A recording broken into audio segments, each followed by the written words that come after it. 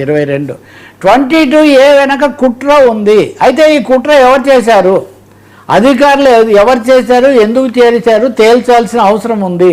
నేను 3 నెలల కిందటే కొన్ని వేల ఎకరాలు 22A కింద ఇబ్బందులు పడతాయని నేను కొన్ని నెలలకే 3 నెలల కిందటే హెచ్చరించాను అని. మరి 3 నెలల నుంచి హెచ్చరించిన పెద్ద మనిషి ఇన్ని కుట్రలు జరుగుతుంటే మరి ఎందుకు అలర్ట్గా ఉండలేదు? లేకపోతే 99 టీవీలో చర్చకైనా వచ్చి నేను ఇంతకుముందే 1 నెల నుంచి చర్చిస్తున్నాం కదా, మనం చెప్పుండొచ్చు కదా ఆయన.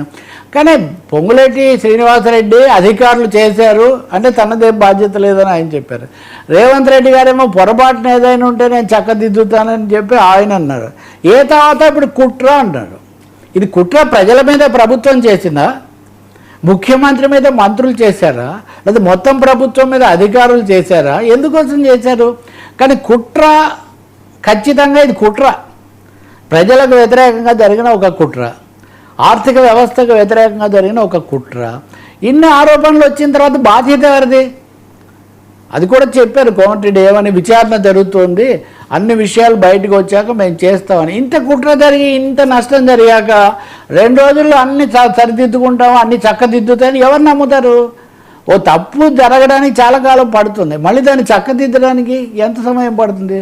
ఇప్పుడు హరీష్ రావు లాంటి వాళ్ళు రాజీనామా చేయాలి పొంగులేటి ఇంత జరిగిన తర్వాత అని. ఖచ్చితంగా ముఖ్యమంత్రి మాట్లాడే పరిస్థితి లేదు. ఆయన విదేశీ పర్యటనకు వెళ్ళిపోతున్నారు. విదేశీ పర్యటనలు కూడా కొంచెం తగ్గించుకోండి, అన్ని రోజులు ఎందుకు, పెద్దగా పెట్టుబడులు రావట్లేదు కదా అంటున్నారని చెప్తున్నారు. కాబట్టి ఈ చినిగి గాలివాన లాగా అయిపోయి చివరికి ఇది కుట్ర, దీనికి ఎవరు బాధ్యత తీసుకునే పరిస్థితి లేదు. దీనికి బలైన వాళ్ళు మటుకు చాలా ఎక్కువ మంది ఉన్నారు. దీనికి పరిష్కారం కూడా స్పష్టంగా లేదు ఇప్పటికి కూడా. ఇది వాస్తవ పరిస్థితి. 22A సృష్టించిన లేదు. రేపు ఎన్నికలు రాబోతున్నాయి, అది కూడా ఎందుకు పెట్టుకున్నారు ఇవన్నీ? ఖచ్చితంగా అదే కుట్ర. ఇప్పుడు అదే కదా, అది కూడా అంటాడు ఆయన, ఎవరు మంత్రి కోమటిరెడ్డి, ఈ ప్రతిపక్షాల ప్రేరణతో ఏమన్నా జరిగిందా అంటే మీ ప్రభుత్వం అంత అసమర్థంగా ఉందా? ప్రతిపక్షాలు వచ్చి మీ అధికారులను ఇన్ఫ్లుయెన్స్ చేసి ఇవన్నీ చేయిస్తుంటే కూడా అరికట్టలేనంత. ఇప్పుడు మొన్న హైడ్రా విషయంలో కలెక్టర్ నేను చెప్పలేదు అని చెప్పారు. కలెక్టర్ ఎవరు చెప్పించారు? ప్రతిదానికి ఎవరినో కుట్ర అంటాం కాదు, అంతర్గత పరిస్థితి బాగాలేదు. ఇప్పుడు ఉదాహరణకు ముఖ్యమంత్రి గారి సొంత జిల్లాలో చిన్నారెడ్డి వర్సెస్ మేఘారెడ్డి.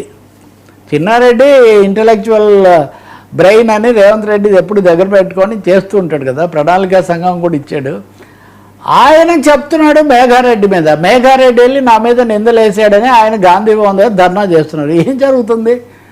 తెలంగాణలో కొండా సురేఖ అంతకుముందు పెట్టిన విషయాలు తేలలేదు. ఇప్పుడు పొంగులేటి మీద ఇప్పుడు కుట్ర అంటున్నది. కోమటిరెడ్డి రాజగోపాల్ రెడ్డి అసంతృప్తి తీరలేదు. కాబట్టి కాంగ్రెస్ ప్రభుత్వ వ్యవహారాలు విషయాలు కొంచెం తీవ్ర అస్తవ్యస్తంగా ఉన్నాయి. ఇలాంటి సమయంలోనే నిన్న టిమ్స్ ఓపెనింగ్ దగ్గర కూడా చేతబడి గురించి మాట్లాడతారండి ముఖ్యమంత్రి గారు. సిగ్గేస్తుందండి. ఒక ముఖ్యమంత్రి హైదరాబాద్ లాంటి ఆధునిక నగరంలో టిమ్స్ లాంటి వైద్యశాల దీని దగ్గర చేస్తూ చేతబడుల గురించి మాట్లాడటం ఏంటి సార్? చేతబడుల గురించి నిరూపించమనండి ఎవరినైనా ఒక్కరినన్నా. కానీ అసలు ముఖ్యమంత్రి చెప్పాల్సింది, వీరేశలింగం గారు 1880లోనే చేతబడులు లేవని శ్మశానానికి వెళ్ళి కూర్చొని సవాల్ చేశాడండి మాంత్రికులను, భూత వైద్యులను. ఇప్పుడు వచ్చి చెప్తున్నారు అంటే చాలా విపరీతమైన రాజకీయాలు పోతున్నాయి. సో ఇలాంటి సమయంలో చాలా ఆసక్తికరంగా మనం రాజాసింగ్ను తలుచుకున్నాం.